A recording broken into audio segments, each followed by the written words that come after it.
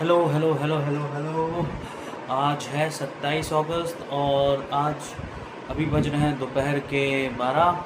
मैंने सुबह पढ़ाई करी। सुबह मैंने वीडियो नहीं बनाया, जैसे है ना, सुबह मैंने वीडियो नहीं बनाया है। अभी मैंने जो पढ़ाई करी वो मैं आपको बताता हूँ।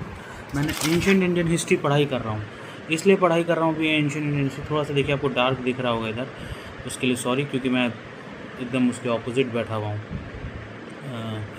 सोर्स ऑफ लाइट के। तो बात ये है कि आज सुबह से मैं एमसीक्यूज़ पढ़ रहा हूँ एंशिएंट इंडियन हिस्ट्री के। एंशिएंट इंडियन हिस्ट्री इसलिए पढ़ रहा हूँ कि और अभी तक मैं पहुँच चुका हूँ, जो बुक से मैं पढ़ रहा हूँ उसमें कुल मिला करके हैं 500 एमसीक्यूज़, चैप्टर बाय चैप्टर हैं। तो अभी तक मैं पहुँच चुका हूँ 260 260 एमसीक्यूज़ में पहुँच चुका हूँ। अब 250 और एमसीक्यूज़ करने हैं। मैं सोच रहा था एटलीस्ट पॉलिटी और या फिर एंशिएंट इंडियन हिस्ट्री में से कुछ एक मैं 31 के पहले ख़त्म कर लूँ। हालांकि ख़त्म दोनों को करना था टाइम टेबल के हिसाब से, हो नहीं पाया है। No excuses for that, but नहीं हो पा रहा है, नहीं हो पाया है, ठीक है। और साथ ही साथ मैं एक मैंने आपको और बता दिया कि मैं एमसीक्यूज़ करता हूँ जो हर दिन आते हैं 50 क्वेश्चन। उसको मैं हर दिन नहीं कर रहा हूँ, उसको मैं अब 2-3 दिन में एक बार कर रहा हूँ, क्योंकि बहुत सारे एमसीक्यूज़ हो जा रहे हैं। फिर प्रॉब्लम क्या है कि वो एमसीक्यूज़ अगर वापस रिवीजन नहीं करें, ये मैं कई बार बोल चुका हूँ वीडियो में कि रिवीजन नहीं करें तो सेंस बनेगा ही नहीं। तो इसीलिए तो यही है। अभी मैं अशोका के बारे में पढ़ रहा था, आप लोग को पहले ही बताया। अशोका ने बौद्धिस्ट टेक्स्ट के हिसाब से अशोका ने 84,000 स्तूपें बनवाई थी, ठीक है। एक जगह है सनकिस्सा, वहाँ पे स्तूप, वहाँ पे इन्होंने एक, वहाँ का जो अशोकन पिलर है, जो अशोक ने जो स्तंभ बनवाए थे, उसके ऊपर एक एलिफेंट बना हुआ है, ठीक है। जैसे कि सांची का जो स्तूप है उसके वहाँ ये सांची का जो पिलर मिला है, वहाँ पे मुझे लगता है सारनाथ का कि सांची का, तो मुझे देखने दीजिए।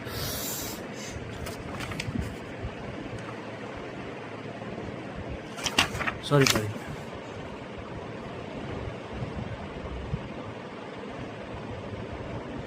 सांची और सारनाथ दोनों में ही जो जो मिले हैं, वहाँ पे वो पिलर में जो है, उसमें स्तंभ जो है उसमें 4 लाइन है ना, चारों दिशाओं से उसको घेर है। अब अंतर समझिएगा, जो सारनाथ का है, सारनाथ के में उस लाइन्स के नीचे 4 फिगर बने हुए हैं, 4 दिशाओं में दौड़ते हुए, घोड़ा, बुल, डियर और लायन, ठीक है। और बीचों बीच एक चक्र बना हुआ है जिसमें 32 स्पोक्स हैं, मतलब 32 तीलियां हैं। यही चीज़ जब हम सांची में देखते हैं, तो सांची में उस 4 लाइन्स के नीचे जो चीज़ है, जहाँ पे मोटिफ के नीचे जहाँ पे चीज़ें बनी हैं, वहाँ पे देखिए बोल रहे हैं कि वहाँ एक चिड़िया बनी हुई है जो कि उसका दाना ली हुई है, ग्रेन का दाना ली हुई, वीट किसी चीज़ का दाना ली हुई। मैंने फ़ोटो देखा है ऑनलाइन, मैं उसको शेयर नहीं कर पाऊँगा। यही है। अब बाकी फिर अगेन एग्ज़ाम ओरिएंटेड है ना, अभी वही पढ़ रहा हूँ, देखता हूँ। तो सांची का और सारनाथ के 2 अलग अलग स्तूपों का जो अलग अलग एम्बलम है, उसमें से जो हमारा नेशनल एम्बलम बना है, जो हम लोग इंडियन गवर्नमेंट का एम्बलम है, वो हम लोग सारनाथ से लिए हैं, सांची से नहीं। ध्यान रखिएगा, सारनाथ से लिया हुआ, सांची से नहीं, है ना। चलिए पढ़ता हूँ, आगे बताता हूँ। हेलो नमस्कार। अभी पिछले फैक्ट मैंने दिया था ना अशोकन स्तंभ के बारे में, जिसमें मैंने बोला था कि 4 शेर हैं, 4 लायंस हैं और उनके नीचे में 4 जानवर हैं, है ना। उसमें मैंने डियर बोला था, डियर नहीं बुल होगा। वो पिछले वीडियो से आप, मतलब पिछले वीडियो अभी 10 मिनट पहले आपको बताया था, उससे क्लैरिफाई कर लीजिएगा। अभी के लिए क्या है, एक फैक्ट ये है कि एक वॉल्केनो है मेडिटेरेनियन सी अफ्रीका और यूरोप के बीच में पड़ने वाला सी है। वहाँ पे एक वॉल्केनो है जिसको बोला जाता है कि वो that is a lighthouse of Mediterranean sea. उस वॉल्केनो का नाम है स्ट्रोम्बली, जो सिसिली नाम की एक जगह पे है ना, स्ट्रोम्बली सिसिली। और ये कहाँ, मेडिटेरेनियन सी, इसको क्या बोलते हैं, लाइट हाउस ऑफ मेडिटेरेनियन। इसके अलावा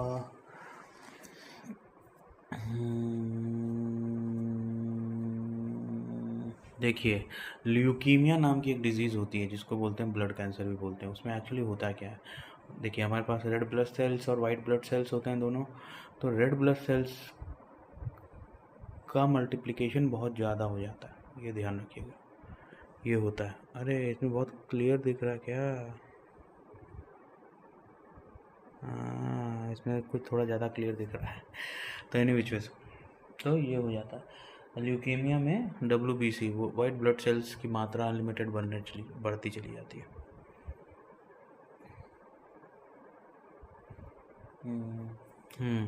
मुगल्स जो थे वो पेरेंटल, मतलब उनका अगर लाइनेज देखा जाए तो अपने पिता के साइड से वो तैमूर के वंशज थे और माता के साइड से चंगेज़ खान के थे, है ना।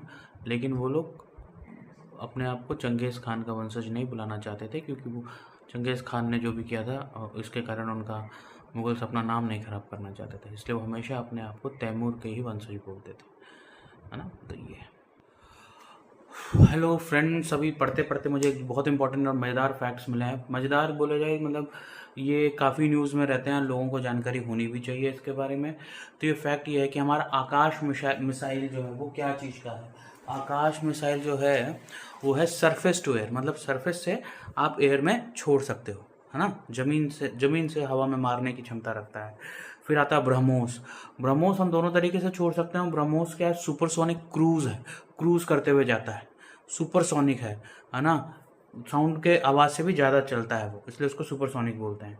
अस्त्र करके हमारे पास एक मिसाइल है जो कि एयर टू एयर, मतलब हवा से हवा में मार सकता है, लेकिन बियॉन्ड विजुअल रेंज।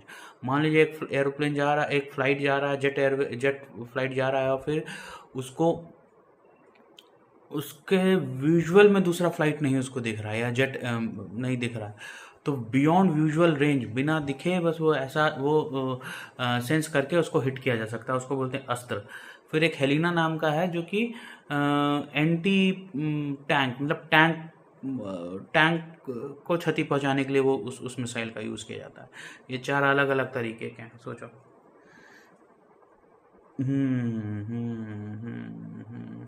भाई रोहित शर्मा ने पहले इंडियन बन गए हैं जिन्होंने लॉर्ड्स में सेंचुरी मारी है वनडे में। ये एक बहुत अच्छी खबर है भाई, बहुत अच्छी चीज़ है।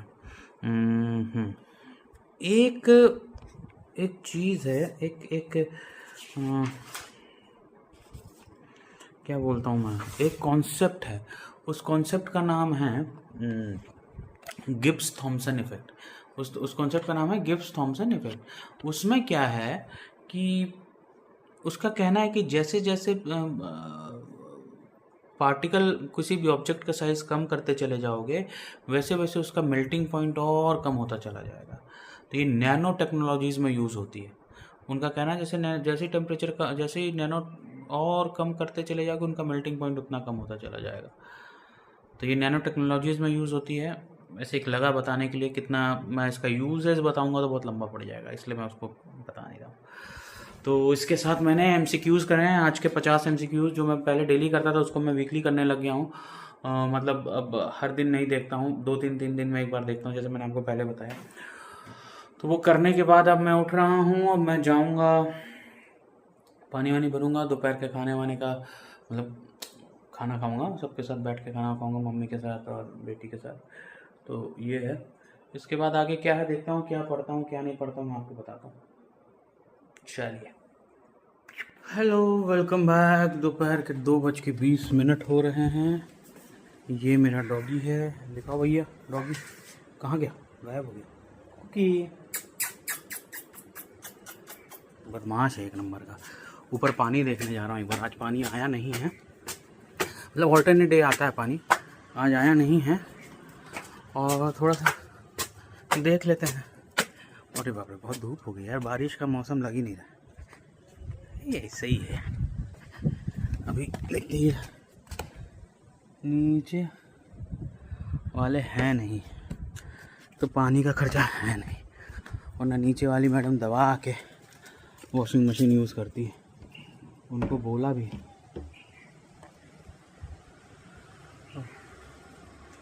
फिर पानी भरना पड़ेगा।